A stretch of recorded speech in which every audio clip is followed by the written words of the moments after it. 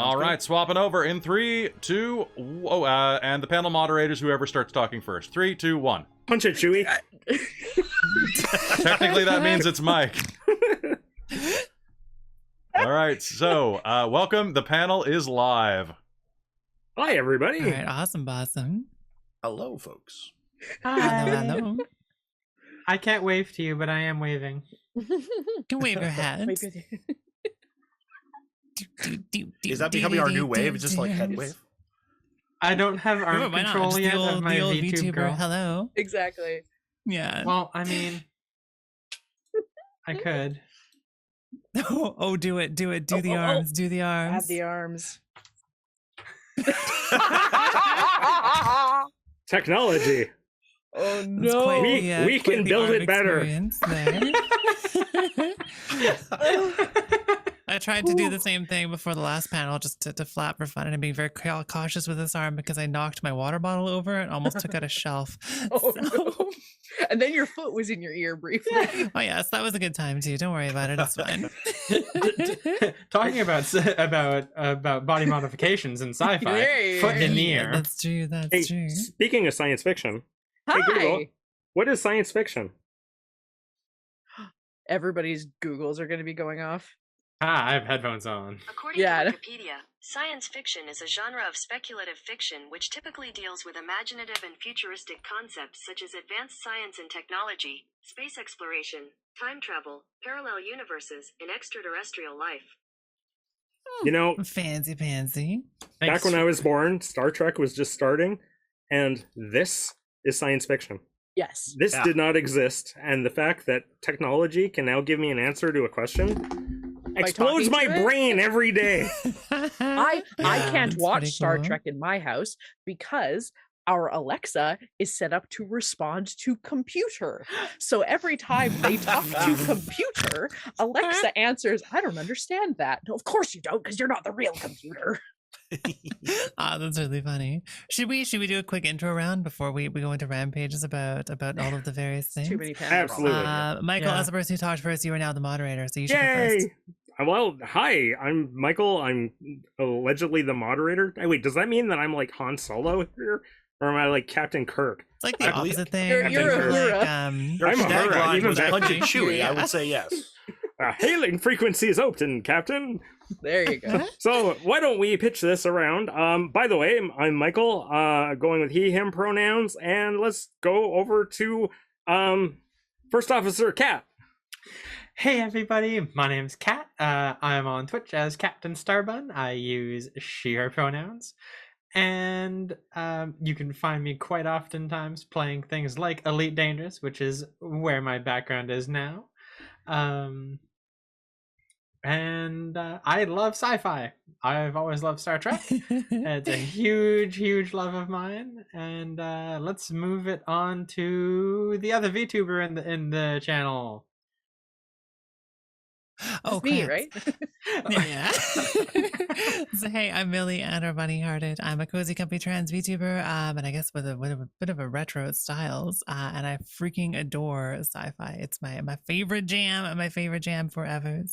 My root and toot and pronouns are they and them or she and her, and I love your face. Hi. I think if we're continuing around in dramatic circular directions, we can't anymore because all is chaos. So Yeah. let's at least complete the top row and move on to James. Why, hello there. I am James. I use he, him pronouns. I am also very much into sci-fi. I like everything though, so I'm kind of weird that way. But yeah, I love sci-fi games, love sci-fi media. It's and books and stuff like that. Always been fun. Anyway, that's me. You can find me as Otheon, occasionally on Twitch, very occasionally. Hoping to change that for the future. Let's bounce down to Krista. Hello, hi, it's me. I'm Krista. You can use she, her, or they, them pronouns for me. You can normally just find me here on Dork Tales. And maybe when I move, I might do my own streaming, but we'll see what happens. Depends if I can get internet out across my yard. Or you can find me on TikTok at ChahistafX. But I did not have a history of knowing sci-fi. I was a jock growing up, and did not have any friends or family that were into science fiction, so I was a very late bloomer to it, but I am a very, very big fan of it now, and in weird ways that I think not many people are. So, but I'm always excited about the progressive aspects of it. So, yeah, thank you for having me on this amazing panel. And let's bob over to Natasha. All right, I'm muted. Hello, everyone. I'm Natasha. You can find me here on Twitch and all over the rest of the internet at Natasha Tuskovich Designs. I love sci-fi. I've always been interested in kind of like the futurism, like all the different things that we might do that are cool and all the different problems that might end up resulting from them. And I just love exploring those kind of stories. And Natasha and I both grew up in a very, very Star Trek infused childhood, so That's awesome. I wish I had. I feel like I so many nerdy things I feel like I missed out on because I didn't find them till my late teen years. I have one of your books, man. I gotta get it back to you. Oh my gosh. Very nice. Star Trek and me have been best friends since I was all of about 5 years old, sitting in front of the TV, riveted at the large green monster and Captain Kirk hitting each other with rocks and exploding things. And I was like, I don't care how I have to get there. If I have to wait, 40 years to be on some sort of magical stream that doesn't exist right now, to be on a spaceship where I get to wear a uniform with a bunch of friends and fly around the universe, I will do that. 100%. Yeah.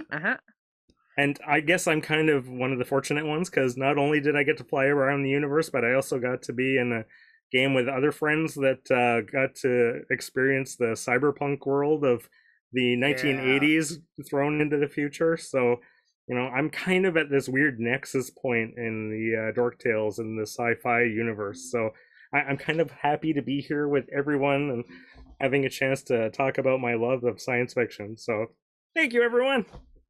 Yeah, no, it's great, and not only in the strictly specific sense of sci-fi being like Star Wars, Star Trek, that kind of thing, but also some of the lesser sci-fi shows like Stargate, for instance. It's very much like humans, Earth, current technology. We're gonna have to have a discussion about the whole like hard versus soft as well. Yeah, there's so many different spots. Yeah, I want to ask. I would like because you guys are all lifetime sci-fi fans. Like, what's your favorite aspect? Like, is it the hard like the science mind benders, or is it the more like soft side of it? What do you guys like? Spaceships. I like spaceships. I like typically the philosophy and how it connects to real life experiences with sci-fi. I mean, I love the spaceships. I love the exploration period. We don't get too much of that right now on cool Earth planets with satellites. I love that it's another way to explore that stuff. But I think the core of sci-fi to me and stuff that I really appreciate about it is how it explores like present day things through the lens of somewhere in the future. Also, I'm not particularly subtle about the kind of sci-fi that I like because I'm literally wearing a giant Macross tank top right now. However, I like most sci-fi. I just particularly like really dorky sci-fi. Fair enough. I really like the like hard sci-fi, like take technology or advancement to its extreme limits. Like, what does it look like if we are all AI and live in a computer like thousands of years in the future? What does it look like if we're all robots? What does it look like if we can traverse galaxies? What does it look like if you take a technology and you put it to its far end extreme and invented technologies that we have no analog for? I always like Spock's response to things: infinite diversity and infinite combinations. Mm-hmm. Yeah, I'm with you on that for sure. I think I like the other end from like where Natasha's. I like the kind of the near sci-fi, and I like the hard elements. Like, it's kind of like, what's the next big development, and going poosh, and then seeing how everything ripples out from that. Like, like cyberpunk, like the idea of like, okay, well, what happens if prosthetics become better than the real thing? How does society roll with that? And it's like, some weird stuff goes on, and so I like it, like seeing like the early progression of that rather than the far, but they're both cool. On an actual answer, other than just spaceships, I especially love, again, like more of like I love Star Trek. Star Wars is super cool too, but I really like the near, like the closer to us sci-fi. Like Stargate's my favorite sci-fi franchise, and it's set mostly in current time 10-15 years ago, but like it's set in a world where we could literally walk downtown Vancouver and you're in the Stargate filming area. I have a lot of friends that have jumped through the Stargate because they snuck onto the lot after, because they used to film right by my house. Exactly. Whereas at the same time, you can end up in this incredibly alien world where with spaceships, incredibly advanced technology and stuff, but at the end of the day you get to go home and sleep in your bed and your alarm clock radio goes off because it's 2000. Yes, and then you go to Timmy's and you get your coffee, and then you go to a different and world. It's not good because you went to Timmy's. Exactly. Hey, Kat, you actually have the Stargate role-playing game, don't you? I do, actually. I haven't been brave enough to run my own game yet, but I do have the Stargate RPG. It's the 5e one, so then you're on notice. This needs to happen because I need to go and run around the universe and blow stuff up or make friends or. I never watched Stargate, but because they filmed by our house all the time, my dad would regularly almost drive us off the road by going, "Do you see MacGyver? Is MacGyver there? Do you see MacGyver?" Gotta have some good RDA. Do we want to do a couple, kind of taking over your role here, Michael, but do we want to talk about our favorite sci-fi games? No, I think it's great that you're asking questions, because I mean we're kind of a multitude of answers, and this is maybe I'll just be the question asker. What games do you guys like? What's your favorite sci-fi game to run or play in? Ooh, I think there are many answers to that question. I think one of mine is going to be very similar to one of Michael's answers, which is Paranoia. Because I think that game is hilarious fun and a complete mess, and can just be a really, really entertaining time with your friends around a table, dying horribly over and over and over again for a giant, omniscient, but totally boneheaded computer. That's a lot of fun. That sounds amazing. Paranoia to me is always Larry, Curly, and Moe with laser beams. Yeah, absolutely. Okay, you sold it to me. I'm on board. Can I play this now? Yes, and you will die repeatedly. Fantastic. But it's fine. Yeah. There's clones. You always have clones. Yeah. Oh wait, no, there was a finite number in Paranoia. Wasn't there? It was like 7 or something. Well, yeah, there's a limit. Surprisingly, each clone family consists of 6 clones, so you essentially get 6 lives. But should those wither through, they scrape up all the bits and remains and take all of the dust particles, and they brew up a new batch. So the next batch is like taking photocopies of photocopies, and you can do that essentially 6 times. And after that point, you just end up with a blank piece of paper, which is essentially your entire genetics. So you just come out as like this I don't know, thrift store dummy that's a little beaten up, and at that point you're considered so useless that you're out of the game. So essentially you could have up to 36 lives. It's like that episode of Gravity Falls where they find the photocopier and the paper gets stuck and he ends up with a photocopy of himself that's just like a crumpled piece of paper. I have all the books over there on my shelf, and they seriously are almost like a foot deep. And the first rule says, rule 0, everyone have fun. What the GM says does not matter. I definitely need to play this game then. Absolutely. Yeah. It's like, as long as you're having fun, then you're doing it right. This rule supersedes every other rule. Well, and I think that's one of the things I really like about sci-fi is, kind of like the same way that like D&D is so classically fantasy, with sci-fi it's so far, like the majority of it's so far beyond the realm of what we have now that, I mean, screw the rules. We have green hair. Exactly. Like, yeah, like you can do what you want because you're flying around in a spaceship or whatever, and fuck it. Totally. No, absolutely. Yeah. Absolutely. I think that goes part and parcel with my answer, which has to be cyberpunk of most forms. I really enjoyed Cyberpunk Red, Yeah. which was Yeah, it amazing. was fun. And surprisingly, tomorrow on Kickstarter, the Blade Runner game is dropping. So I'm going to get on that, and I'm going to run a Blade Runner game because Blade Runner was essentially my introduction into the dark dystopian world of everything cyberpunk. So Yeah. I love the entire genre. So my first time I was supposed to watch Blade Runner was in film class in high school, and I fell asleep. And then I tried to watch it with some friends, and I fell asleep. And then I tried to watch it by myself, and I fell asleep. This is about 5 or 6 years apart. And then I went to university, and the UVic cinema was playing Blade Runner, and I was like, if I sit in the theater, I won't fall asleep. And I didn't. And I was like, I understand why everyone loves this film. I'm too dumb. Mm.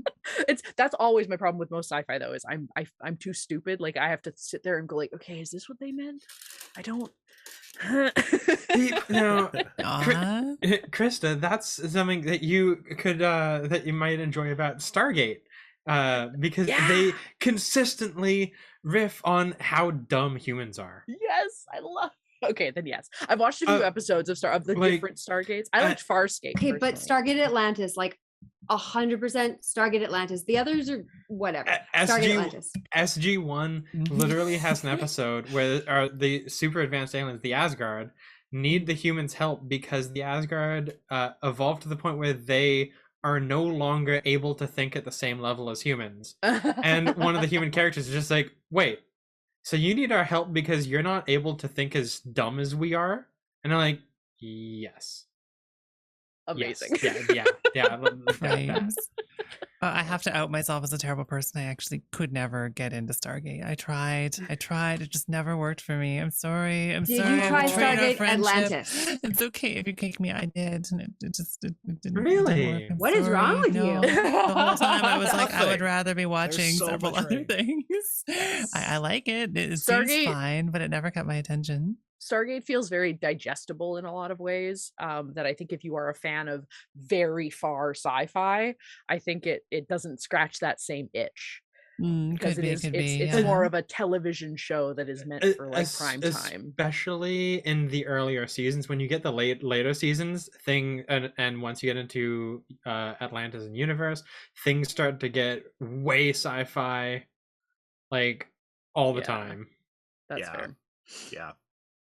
I Leave know us- that's fair. I mean, I would have the same conversation with, the next generation is like, yeah, you can watch the first season if you want, or you could just skip until Riker has a beard. Literally. But it's probably the same for Stargate. But I'm, of course, watching the first season because I don't know this. Yeah. Yeah, exactly. or like how going into Deep Space Nine, yeah, the first season is good, but Yeah. have a you little rough around the seen the edges. later seasons? They're so good. They need time to mature. They're Yes, all good. Absolutely. Like basically when the main characters get beards, because Yeah, there you go. once Cisco has a beard, oh my god. Then That's you know when you shit's level real. up. I'm sorry. Exactly. Oh, I've leveled down then. New model plan, dramatic beard, dwarf bunny. There we go. There The we great go. big bushy beard. Big Inevitable, beards. inevitable. Yes, exactly. What about who else has favorite games? Natasha, James. For me, it was Shadowrun. That was the one I got so much time at. So it's basically like Mhm. Cyberpunk, but basically like adding like kind of kitschy D&D magic to it. Or it's like, I'm going to play a cyber druid, and then you could go off and do that. And yeah, oh god, it's so over the top. Amazing. I mean, like I have literally in one of our games shot a helicopter out of the sky while riding in an armored personnel carrier while jumping over a necrotized crocodile that was the size of a skyscraper going. "Rah!" It was something that should have been I'm painted on the sold. side of a van. It was like, yeah. Yeah. I'm sold. I'm absolutely sold. Oh yeah. Yeah. Shadowrun is an I experience. feel like if you heard some of a panel yesterday, you may have heard us slagging on Shadowrun's mechanics. I have to say, just for Oh, yeah, no, clarity, fair. I absolutely freaking love Shadowrun. It's one of my favorite Yes. settings. I go off about it all the time. I hate the mechanics, but I really love the game. But how many other games literally let you roll like 3 pounds of d6? That was they were talking about it. If you Because consider that's that I'm here to the role play, not satisfaction. You have work to go, out. and it's just like, How many d6s were you rolling? oh, you could get a Naval lot. damage. Welcome to it. Oh yeah, yeah. Oh, Yeah. or mega damage from Great. riffs. Yeah. my gosh. Oh yeah. What about I did have the rules to a game called Mythender, which involved like slaying gods, and it did recommend that you have 100 die 6. Oh. So I remember yeah. playing OG Scion and having having a dice pool of 40 d10s. And Wow. like having to like scoop all, like between a lot of us we had it, but we always scooped everybody, like we basically just had a pile of d10s in the middle that we all used and then split them out at the end of the day. So I think it's fun. I think that's a boon rather than a negative personally. Yeah. What about Natasha, what's your favorite? For me, I'd say I've played in things like Paranoia and Star Wars and stuff. I've also run games based around kind of travelers and just kind of like robots in general. And then I have a bunch of game ideas I want to do for things like Deep Space Nine and kind of other stuff like that. I loved being in your robot sci-fi game. That was so much fun. I love that. And your time travel one. Oh my god, those were so fun. Yeah. Amazing. But those are kind of, because those were both in Fate, right? So those are kind of system agnostic. Exactly. That's kind of what I like to do usually. Nice. But I think that raises an interesting point, though, because sci-fi is not just about the system that you're using. It's about how you bring sci-fi to a table, right? Like, how do you bring the idea of a world beyond or very different from this one into a game space? How do you get people engrossed in that kind of world, even if it looks super, super different from their own? And especially if it's not part of a material that they're already familiar with. Because, okay, yes, that we got to do that in a moment too. But like, if it's Star Trek, then like everyone knows, or at least many people know Star Trek. They sort of understand the setting, they know what's happening.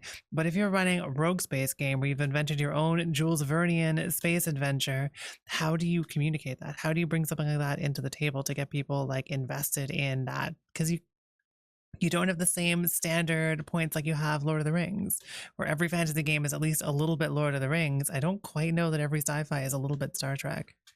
That's totally true. Yeah, like sci-fi can be so vast. It's crazy.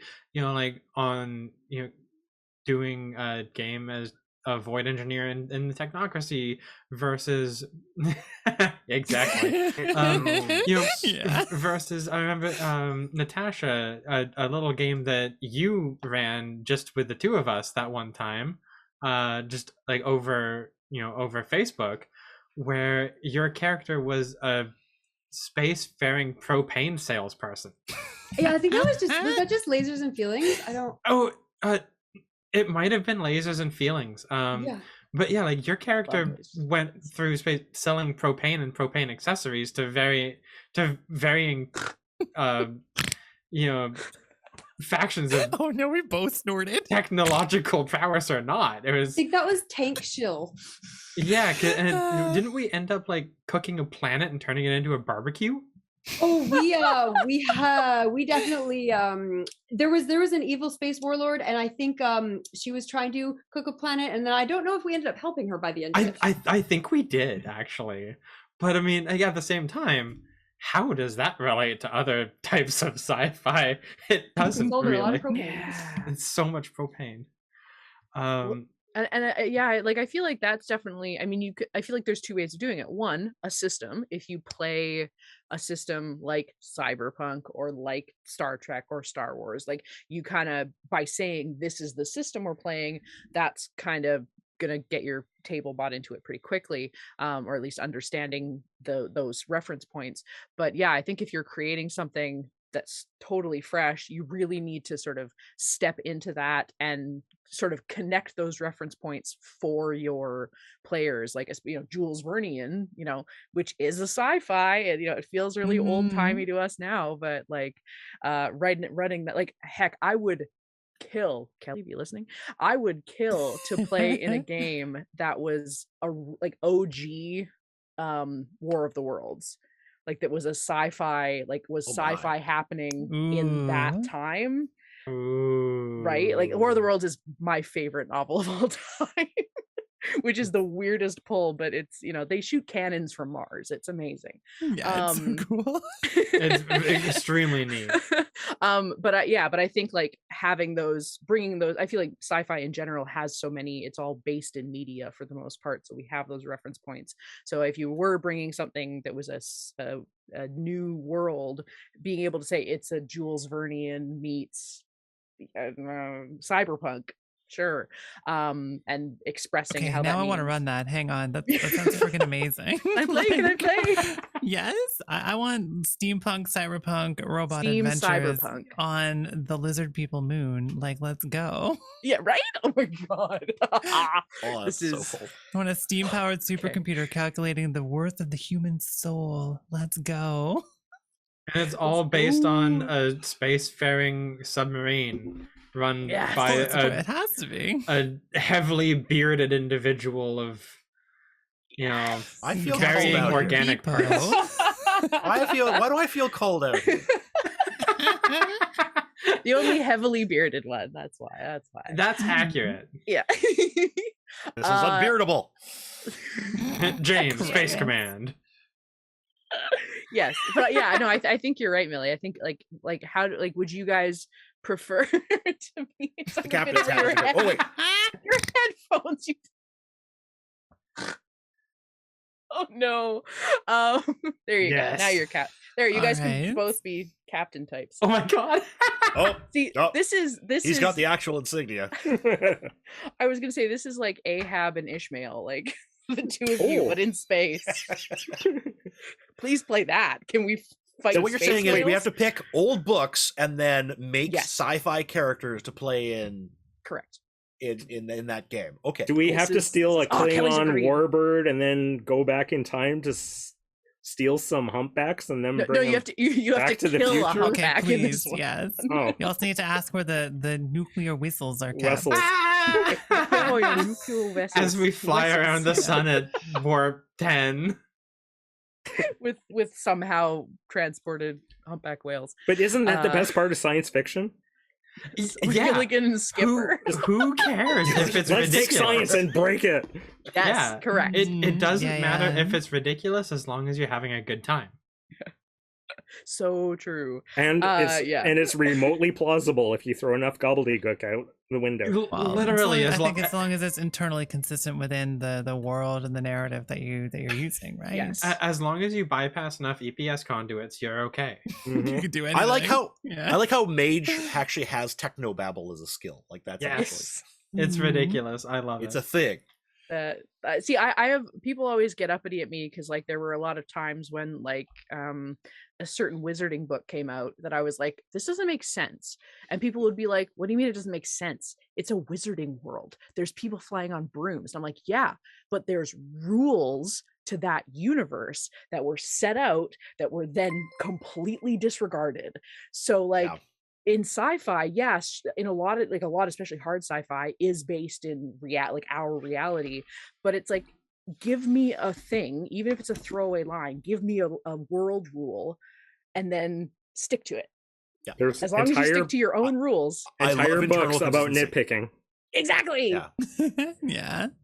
I mean, like, if you set it up early on that putting diverting power to the deflector dish from the deflector dish saves you every time, that's fine. Like, it's great. Although I feel like it should always kill you, because isn't the deflector dish what keeps you alive when you go to warp speed, because it keeps all the dust particles from killing you? I don't know. I don't understand Star Yes, Trek. but if you're sublight, you can do as much Ah, as the things as techno There we you go. I want. see.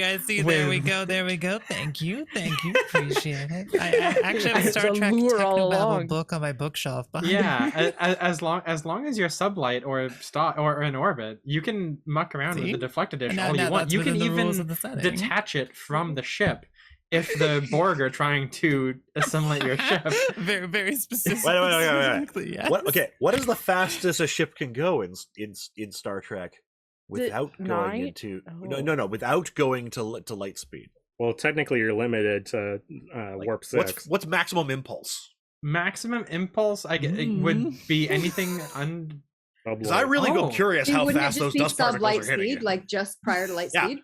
Sublight is a very big range of speed. It's You true. mean, like It's true. right on the edge of that, right? Like I Yeah, mean, but 99% of the speed of light, even a dust particle is going to be like, woo, nuclear power.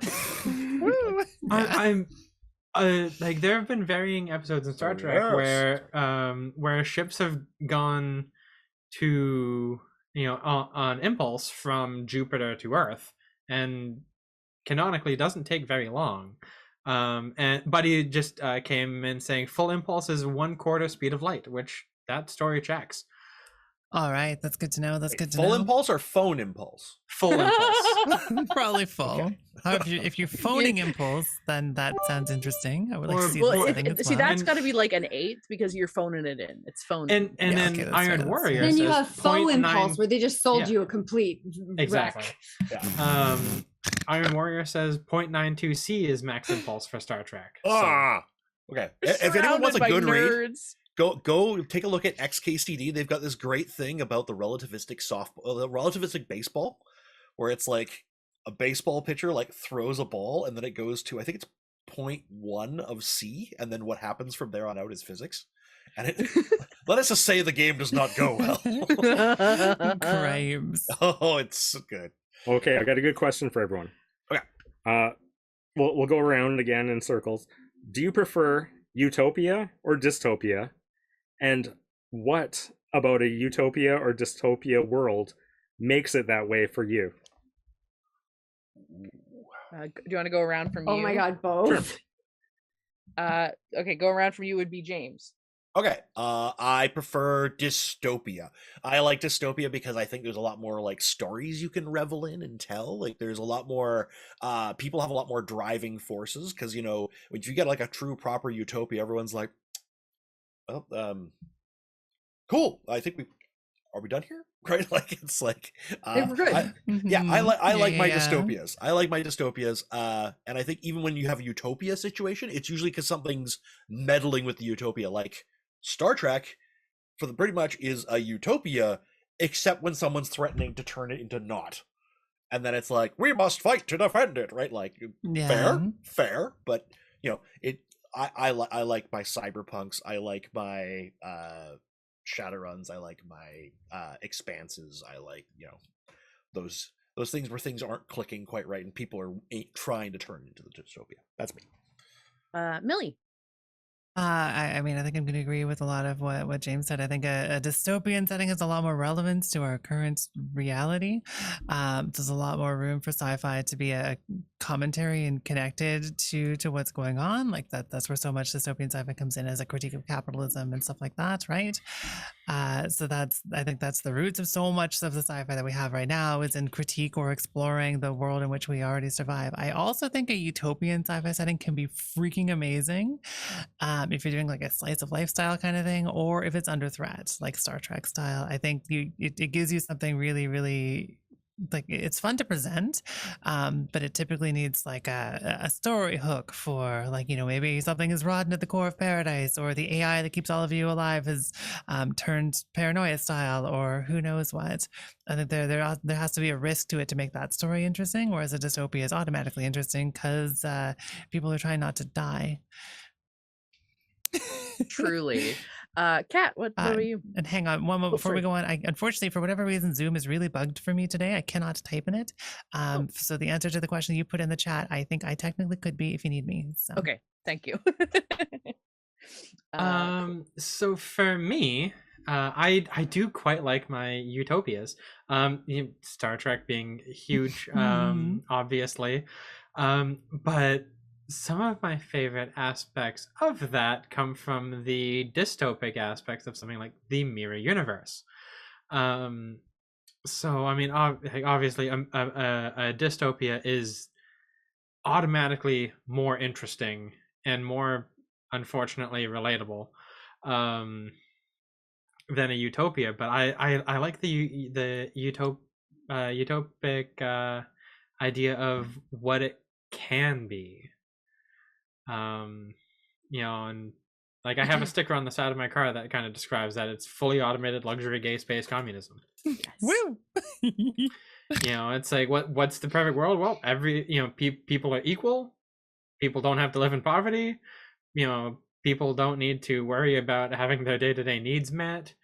That's what draws me, of course. Just the idea of what it can be. Totally. Well, I'll say mine is if I'm playing in it, I think dystopia, because I think there's more like you get to be the hero of taking the dystopia and bending it to your will and making it better. But if I'm dealing with like story, like media, I prefer utopias because I like things to just, like you said, kind of slice of life. Like I don't want that extra stress. Like just give me something nice and happy that can just kind of, something one bad can happen, but then put it back to what it was. I'd rather my bad guys be like a one-off bad guy instead of the whole system, because we get enough of that in day-to-day life. Natasha. Okay, so I like both. Utopias, I think, have a lot of potential because now you can look into ideas like exploring what, like man versus environment instead of just other people, right? Like, what if the problem is the stars exploding? What if the problem is space, or like a technology problem? Like, what if the problem is to do with the science part of it instead of just with the other people and their abuse of technology? But I also think you can also use that to like explore different ways to have utopia as well, right? Like everyone's utopia looks different. So like, what does this utopia have, and why does it work or why doesn't it work? And then like dystopia, obviously, that's where you're getting some, heavy drama right from the start, right? People abusing things, taking advantage of other people, and like, especially when they don't mean to too, right? When you have someone who's trying to do something really great for the world, but it's causing all these problems. And how much of that are they intentional about, kind of thing. I think that stuff's really cool. Totally. And you asked the question, what do you think, Michael? I'm probably one of those weird ones that kind of straddles the middle. I really like the concept of a very utopian world where everything is perfect and wonderful, and until you pull back the drapes and realize something is rotten in the core, and you realize that forces beyond the character's control are kind of pulling the strings elsewhere, and you want to either put an end to that or reveal it to the world. It's kind of strange, but when I was growing up, I used to love watching a movie called Soylent Green, where it's very similar to nowadays, where the world's overpopulated and there's people that are hungry. So suddenly they came out with a new product and were suddenly feeding everyone, and then they found out that there's something wrong about the product. And I won't spoil it for those that haven't seen it. It's only been out for 40 plus years, but still. Yeah, Logan's Run is one of those for me. I love that movie. Logan's Run is beautiful. Oh yeah, and, it's a classic. And surprisingly, Logan's Run is very similar to Paranoia. Then I'm totally in for that. Fantastic. Cool. I don't know what other fun things about sci-fi gaming. Do you have any other favorites that haven't been mentioned yet? I mean, I could talk about Eclipse Phase forever, so I probably should not. Eclipse Phase. Yeah. I do have an interest. I am not brave enough to run that game. I do have an interesting throw in here that probably no one has ever heard of. It's a game called Living Steel. It's actually heard of this. It's one of the first science fiction games that I actually bought this back in, I believe, 1989. And it takes place on a world far away that is a utopian society. It's beautiful, and there's there's nothing wrong with the world. All the humans live there in peace and harmony. They have of course, an emergency force in case anything happens, if anyone gets injured or if there's a fire or anything. They have all the rescue people on satellites that rotate around the world, and they beam down to the planet to help anyone. And it's like, sounds amazing. And one day they get invaded by aliens who carpet bomb the entire planet with a virus that turns everyone into essentially Mad Max crazies that want to eat and destroy everything around them. And your characters wake up from a cryogenic sleep because they were all frozen soldiers that were there in hiding in case anything like this ever happened to the utopian society. and your job is to scrape together the remnants of the emergency forces that are rotating around the planet on the beam down satellites and help you fight what remains of the crazed human population and the alien invasion Oh my god. using giant robotic armor with massive weapons and things like that. And honestly, for me, I've had this game when it originally came out in the 80s, and this started and fueled my entire love of role-playing games, and I've never played this game. Oh So- my god. Well, we need to We play should it then. clearly. We should I'm real sold obviously on do that this. concept. It's We a should- little rules crunchy, but after having spent the better part of half a century reading the book, I think I've digested enough of it that it could be an interesting romp into the science fiction world. So Well, that's what I'm seeding the this entire panel with. that idea of saying that it's like a crunchy game, I guess that's also a really good question of like, do you guys prefer your system to be as crunchy as the science in a science Mm. fiction, or do you prefer something like Lasers and Ooh. Feelings where you have one stat? Oh, I mean, I mean, if anyone's played any of my games, it's clear I'm all about the not rules crunchiness. yeah, definitely. That was the one thing that actually kind of bugged me about the Star Trek game that we did. Like the premise is great, the characters were fantastic, like everything about that was so much fun, And a lot of the But- system is interesting. and a but- lot of this is interesting, but the how crunchy that system is for its rules made Mhm. it so much work. Star Trek Um, Adventures or a different one? which one was that? That was what was the actual system called? I don't think it was Star Trek Adventures. no. It was a newer Star Trek. Hang on, Star Trek RPG. It was the one we Hmm. ran here. Yeah,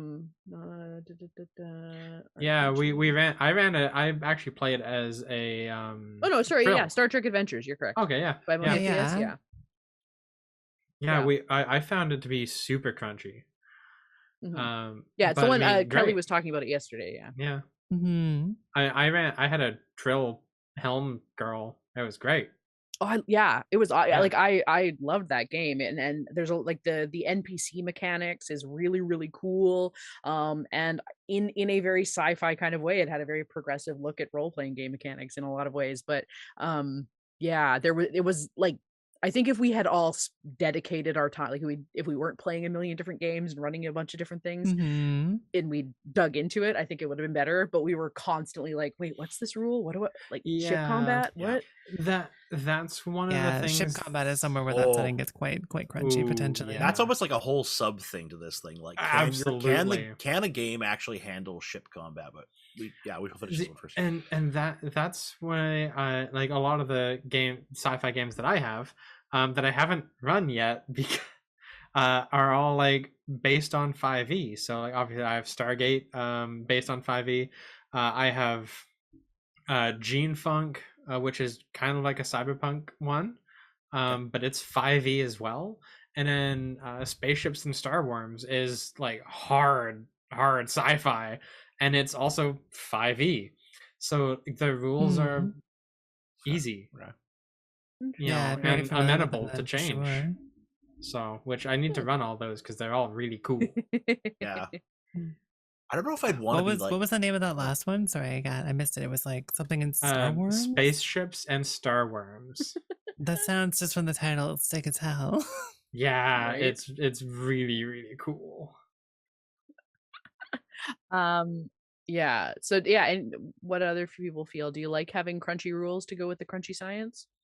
I used to like the crunchy rules, but I have steadily gone away from them throughout my career because it's just they don't help after a certain point. Like when you're a teenager and you have time to compute out what's the best way of, if I get the Pharaoh slug rounds and this like that was fun when I was a high school kid. And, yeah, and now no, I don't have time for that anymore. Like as long as it has internal consistency, right? Like kind of like you were talking about before. Yeah, like that's why I like my mage and my because you could just they just so like the World of Darkness engines are just so simple, right? Like, and it's like, okay, no, that makes sense, cool. Well, this sounds appropriate for it. Off you go, and there's not a lot of checking for rules because it's just kind of like wits, perception, go, or intelligence and tech, go, and yeah, I like that. Yeah, and with basically one set of rules, you can really, yeah, totally. I might put myself in an odd position here, but I feel somewhere directly in the middle is the sweet spot for me when it comes to this stuff. I find like one of my favorite games ever is, of course, Eclipse Phase, and it is crunchy as heck to start, and then it runs quite well, but you have to be very familiar with the rules for it to run quite well. And then other games that I really, really adore, stuff like Apocalypse World or Lasers and Feelings, which don't really have the specific mechanics that sometimes maybe you want for your spaceship fight to know how that works. Maybe you want a setting that has dedicated mechanics for range in space. And you're like, how many thousands of kilometers behind us are they? Can we hit them with a torpedo? Do we need to maneuver? Do we need a grid? Does the grid make the space combat interesting for your group? And depending on your table, then maybe you need something kind of in the middle. Or maybe they really do want the crunch. Or maybe they don't care about any of that stuff. They just want the fiction. So I don't know that there is a solid answer to it. Like the middle ground for me is absolutely Star Trek Adventures. Because I really don't think it's that crunchy, but I'm very familiar with it, right? I've run it a whole bunch of times. I know the system inside and out. I know a lot of the Modiphius systems. To me, it's almost as familiar as 5th edition. The only part of that feels crunchy to me is ship combat because it's the one that's different. So if you're used to it and you're familiar with something like that, I think something kind of in between that has some nice roleplay focus, like Star Trek Adventures, could be a really good fit. But so much of it feels like it comes down to your group and your table, like what they're into, what kind of stories they want to tell, and if they want to be playing like, you know, X-Wing on the tabletop in the middle of their role-playing session to go try to blow up the Death Star, or if they just want to describe trying to blow up the Death Star. Absolutely. Yeah, they're doing this season of Dimension 20 is 5e, but it's a 5e hack for Starstruck, which is a comic series. But they did ship combat and it went pretty smooth. I kind of want to see their system and how they did it because it went surprisingly well. Nice. Even like ship to person combat happened because ship cannons have like you roll the same amount of dice except it's like times 10. They shot a person with it. It was very good. 580 points of damage or something like that. It was looking at you, Riffs. Looking at you. Well, and then you also have systems like that, like Rifts or Savage Worlds, that are like so diverse that you can run sci-fi in them very easily, but you're building a lot and you're getting a lot of rules that go along with that. A lot. I think someone mentioned it's too far back now. Iron Warrior mentioned Aeon Trinity.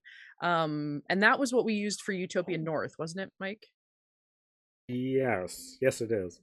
Yeah, and so that's kind of like what James was saying is not that I'm showing off the logo or anything. I don't know where my shirt is. I packed it somewhere and I can't find it. It may already be in Maple Ridge. No, we like that's kind of the modern sci-fi, right? Those systems, like, are there any systems you guys like? Cyberpunk could definitely be like just bare future, I would imagine. Are there any systems that you guys are really a fan of that are like current, a little ahead, like just barely futuristic? Technocracy? Mage? Yep. Is it Mage? Is it Mage? Yes, it's Mage. Spoiler alert, it's always Mage. Because Mage absorbs everything. Mage is like, it does, yeah. Why can't we use this? Why can't we have spaceships in a secret Mars base? Or like, I was like was it particularly that I think it was the Teftani intro? Like the Teftani are like this like are like these mages who like are like, woo, we're like into magic and stuff like that. And they actually, one of those opening stories is a a technocratic fighter jet against a guy riding a carpet. And they have a fight, and it's a standstill fight. It's kind of is this me? Is this play about us? Only if Paradox is going to turn you into a smear. Oh god, they like going out in style. Very good. Oh yeah, because I might have some. I'll be right back. I'm gonna check my shelf because I've got stuff. I did like the like when we played Aberrant, it is that kind of like, 10 years in the future kind of sci-fi, which is kind of fun, that had that very like, it's not quite current, it is just a little bit ahead, to be just that little bit in the future. And I really enjoyed that. I actually have a game here, another old game, because I have nothing but old games. I'll read you the description on the back. It's called Chainsaw Warrior. Great name already. It's the year 2032. So back when I bought this was the distant future, and now we're like 10 years away. Oh no. A warp has opened up in the old municipal building in the heart of old Manhattan, and bizarre creatures are flooding through into our dimension. Goading them on is a darkness, a malevolent being who intends on dragging the city of New York back through the warp, destroying it utterly. So you're essentially like the Doom guy that has to go in on a mission by himself with a chainsaw on one hand, a machine gun on the other, and fight zombie hordes all the way up to the Empire State Building to the entity called Darkness. And there's a timer. You have 60 minutes. This is a game for one person, so you have to play against a huge deck of cards. And I have played it several times, and I have rarely won this thing. It is really difficult, and honestly, I have if I don't even know if you can buy this as a tabletop. I have gone to Steam, and you can download it. It's only a few bucks, and I've played it on there. It is a literal translation of this. It is stupid, and it is fun, and it is in the year 2032. Wow. Spectacular. We got a question in the chat. How do people feel about Spelljammer with it coming back? Is anyone familiar with? I have never played it. I'm not familiar. I would say excited because I just want to play more Treasure Planet stuff. It does feel like it should be. I am a personal fan of fantasy stories in a sci-fi universe, in a sci-fi setting. I enjoy Star Wars for that reason. Anyway, as soon as I pretend that it's not sci-fi, I'm like, oh, okay, I enjoy this story because it's just Lord of the Rings. It's great. But yeah, it feels like Spelljammer is gonna go that way. Did anyone play original edition? I did play a couple games. I never actually owned it. I'm intrigued to see how they update it. I'm hoping they keep a lot of stuff similar, because I would love to be on a spacefaring ship with a bunch of D&D characters going around the universe. It's essentially D&D meets Star Trek. So totally. What about who here was playing Space Pathfinder? Oh, Starfinder. That was me. Starfinder. Yeah, we all played. What did people think about that? I know we had an interesting experience when we were We had an interesting experience. Yeah. Riot was crazy. The module was particularly detailed in some ways without being detailed in other ways. It's I guarantee you, check in for the module panel and Kelly will talk about it. It was a thing for sure. But the game itself seemed fine in the way that Pathfinder is very, very crunchy. It was just different enough that your crunchiness, it was new crunchy that was just out of sync with Pathfinder, so you couldn't just swap it as a 1-to-1. You had to learn new things so we all went into it being like, oh, we all play Pathfinder. This is Pathfinder in space. Cool. Sounds good. But then there was a bunch of really different things that kind of caught a lot of us off guard, I think. And as well as, again, ship combat. Ship combat was a mess. Surprise, surprise. Yeah, it's so hard to do good ship combat. Also, just a quick note, Tash, you may want to check chat. Oh, yeah. Sorry, continue. So there's also someone who asked sorry,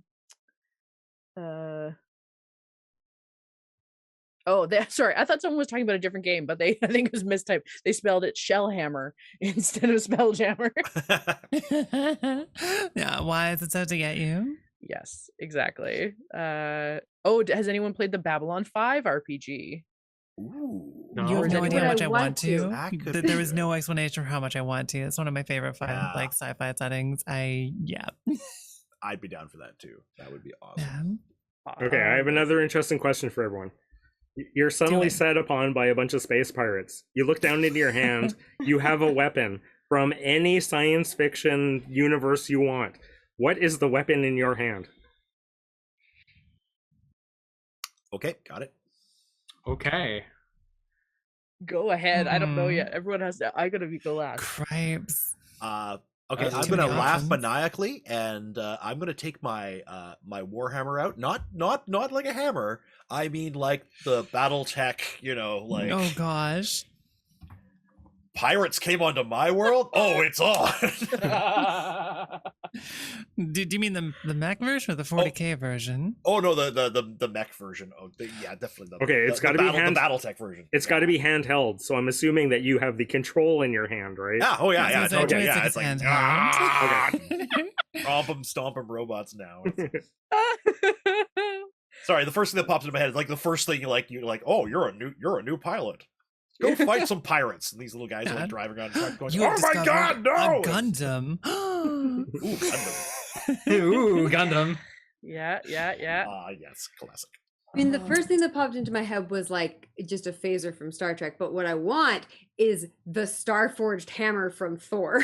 Oh, there you go. Ooh, Good choice. that sounds pretty rad. There's a really good fun crossover of fantasy with sci-fi. Absolutely, I like Mhm. that.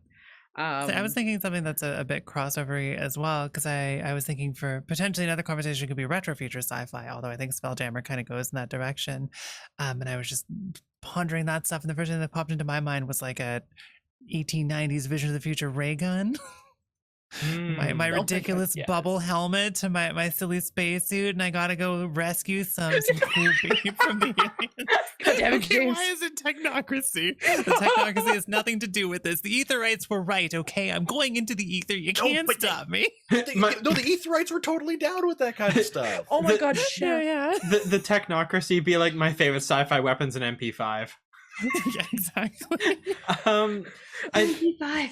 So, the question was, no, it's pirates that are coming at you, not zombies, Yes. right? It's pirates. Space, Yeah. space pirate. Space pirates. Oh, I think I'd probably have to go with, like probably one of like the phaser Mark IIs. So like the automatic rifle phasers, or to be completely honest, a lightsaber would be great in that. In that, Mhm. like in Against that fight. pirates. As someone who's not a big Star Wars fan, a lightsaber would be fucking cool in that fight. Like, I'm gonna have to go with Chef and go with the feelings gun. the feelings gun. I'm sorry, what now? What a pull! Oh, from Hitchhiker's Guide. It's the feelings gun. Jesus. Oh, right. Oh my goodness gracious. Thank you for that, Chef. Oh my god. Oh, amazing. Sonic screwdriver. Yeah. What's yours, Mike? BFG 9000. Oh, yeah, okay, fair enough. Carry on. Yeah. We have a couple of questions about Yeah. whether or not anyone here knows the alternative sci-fi RPG system, and then also conversations about BattleTech or mech-based tabletop games. We only have 10 minutes, I think, though, don't we? I think that's correct, yeah. So yeah, what do people think? Has anyone played Alternity? Yes, but I don't remember what it was like. It's been a Shoot. while. Fair. I mean, Chandra, if you have, give us a spiel in the Discord and we'll all check it out. Any favorite Mech Warrior or BattleTech TTRPGs? I like the classic one with like where you literally like you actually have your like character like and it was actually like they actually built an RPG like block on because it used to be like a tabletop wargaming like thing like had like Warhammer, but then they're like this would be great with an RPG and they went and they just bolted it on top so you can have your character and but when you're like stomping all these robots you get these like sheets with these like with all these different parts on your sheet and they all have like bubbles on them which represent how much armor you have, so you can literally like get nailed, and you have to like actually like mark off different parts. And like, oh no, he's through my armor, and then suddenly it's like I've lost my actuators. No, my arm stops working, and you basically go until your thing falls over, and it's there was something like very cathartic about ticking off all those little boxes as you like railgun to someone. I love that. To tack on to that, I actually had Aerotech, which also included the planes and fighters from BattleTech. So you could like tear over top of battlefields with mechs on them and drop bombs and fire lasers, and they'd be firing back. So that was always something I really liked too, just the added in air superiority over mechs, because I really like the mech thing, but when the aero mechs came out and you have all these fighters flying in there, it just made it even cooler. Are you suggesting that making mechs fly with fighter jets makes something cooler? For some reason, I'm really into this. Carry on, as you were, as you were. So, like, I haven't played too many tabletop games like around mechs, but I know, anyone who saw our Reign of Emrys game, our D&D game, knows that my psycho little halfling was a mech pilot near the end, and she had lots of fun in that, and I had lots of fun playing her as a mech pilot. So I actually have a game floating around here. I can't find it at the moment, but Cthulhu Tech. We mentioned that in the other. Yeah, we talked about it yesterday. Where it is, it's basically like, okay, it's Call of Cthulhu kind of style world, but modern day, and then aliens invade us, but they're actually aliens that were made by other aliens as a weapon against us.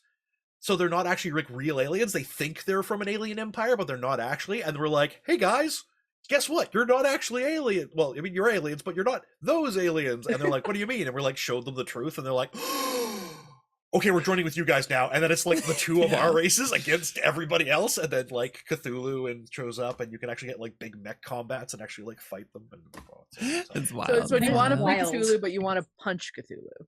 Yes. Or you want to romance Cthulhu with your mechanical fingers.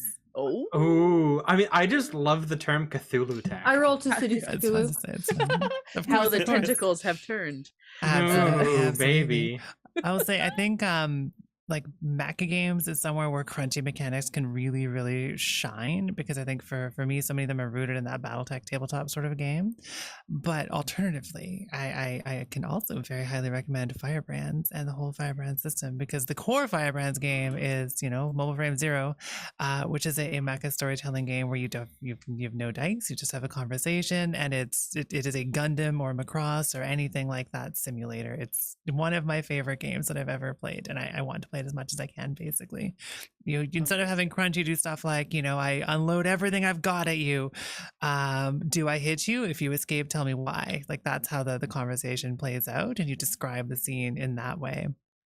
It doesn't give you the same opportunity of firing a railgun, rolling a d6 and see where it hits someone and blowing their leg off and seeing them limp away in mechanics, but you can do that in fiction.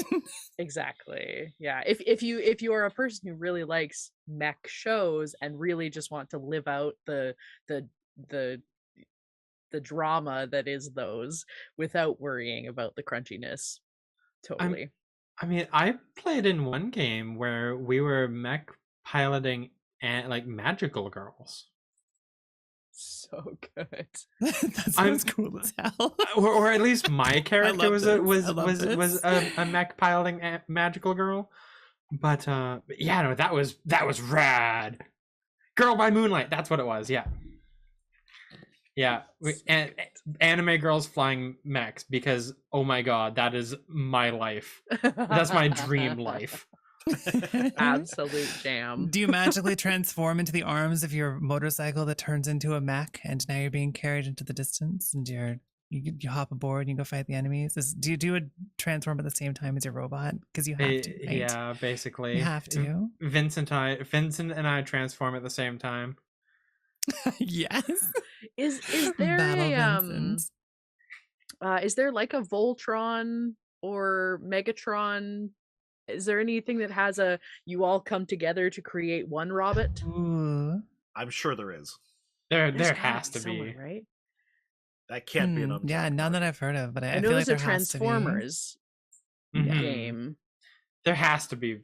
Oh, she's run a Power Rangers game. Yeah. Oh, that's actually true. Power Rangers Yeah. did just come out. I wonder if it has a Megatron system you could steal. That'd be rad. Very cool. Stuff to look into and ponder. I mean, I think one thing that we've highlighted here is just how wildly diverse sci-fi can be as a setting. Yeah. Well, not even as a setting, absolutely. as a genre to pull from for tabletop gaming. Absolutely, because yeah, you can play like as diverse as the genres are, you can play each genre in a different style of game, right? Infinite all- diversity and infinite combinations. Exactly. It's all come back around. We got there. Absolutely fantastic. Kelly did point out that I forgot to say the Orgasmerator as a weapon. Oh no! Oh, For those of you that have seen Totally Orgasmo, Oh boy. oh. Mhm. very good movie. You should watch it along with Cannibal the Musical. But anyway, You're right, Wonka. It is morphin time with the It is. Orgasmerator. it certainly is. No. Oh no. Cripes. Absolutely. Well, yeah, I guess we can start. Outro o'clock. Perfect Outro time there. o'clock. Yeah. Let's go loop around. Let's go to Michael.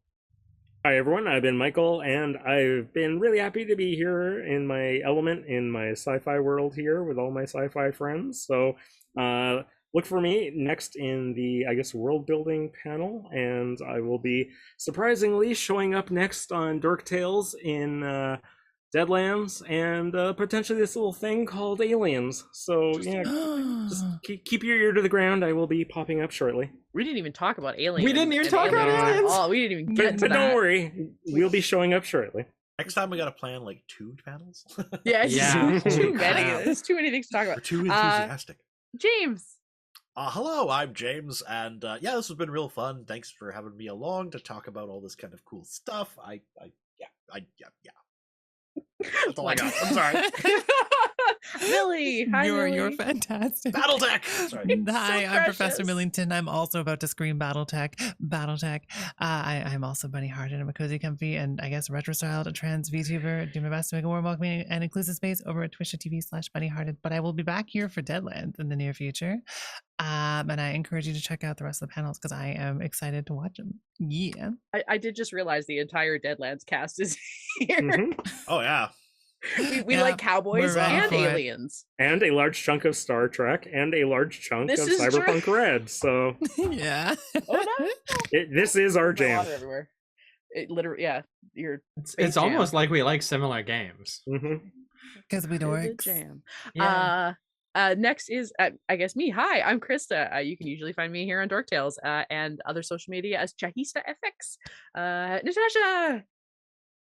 Hello, I'm Natasha. I wanted to say that I just watched Severance, and if anyone else likes corporate dystopic sci-fis, go watch Severance and then come join me on Natasha Tuskovich Designs and chat with me about it because I'm so friggin' psyched about it. And yes, you can also find me on the rest of the internet under that name as well. It was great chatting with everyone. Fantastic. Thank you so much, guys. And- Thanks for Awesome. and letting me. Don't forget me. Yeah. We miss Cat. I went the wrong way. I'm so We sorry. missed Kat. Bamboozled by directions. Bamboozled. Influenced by the nefarious sci-fi brainwaves. I've introduced you too many times today. I forgot. The I'm captain sorry. goes down with the ship. Exactly. Yeah. Captain, please. But anyways, I'm Kat or Captain Starbun here on twitch.tv/Captain Starbun. I am also a trans VTuber, focusing primarily on sci-fi games like Elite Dangerous, but also doing other pile of stuff like Overwatch and stuff. And you can also catch me on several Dork Tales games as well. Yeah, and I mean, I think we could probably go on about this subject for many more panels because I think if there's one thing we've learned about sci-fi is that one panel is not enough. We're gonna need a bigger panel. We're gonna need a bigger panel. Yeah. I know, I Can just you- want to can you keep like talking about like, oh, and this was great, and this was great. And Yeah, we could can do you this, tell and we this would be haven't such all good had a game. chance to like hang out at a party or anything where we could all just like talk shit? Right? Yeah, this is where we're at. All right, Kelly. It's me. Hi, everybody. How's it going? Thank you so much for being in this panel and for talking about all your sci-fi doodads and hoopity-boos. Oh, it's Mother. Hi, Mother. How am I I Hello? got done? myself emo hair for fun. Don't worry about it. Ooh. Hello, Dave. All right, folks. So, if you like the sci-fi, if you like the futurism, if you liked all the stuff that was here, please give everybody a round of applause, wave at them, smile at them, and everybody wave back at them. And if you want to support more dorky endeavors in space, be sure to donate below. You can tip us toward the future, help us get into space. Except for Cat, who's able to fly there. All right, everybody. Cats can't fly. All right, bye, everybody. This one can. All right, take care, y'all.